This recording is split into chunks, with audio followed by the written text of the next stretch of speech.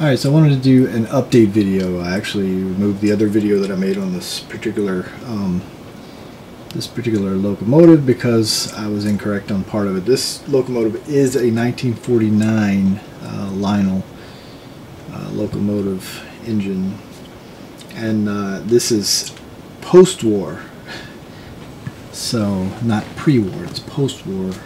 I have some pre-war cars that I will show you later, but this is a post-war engine. This engine was made in 1949, and then this engine that's right beside it, which is the same thing, it's a 2026. This engine, which needs to be kind of cleaned up a little bit, this engine is a 1951.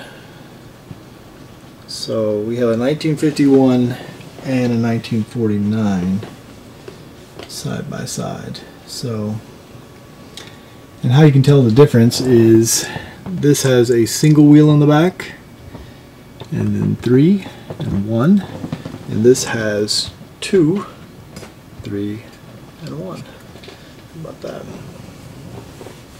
So yeah, very cool. Alright, well, you guys take it easy. Peace out.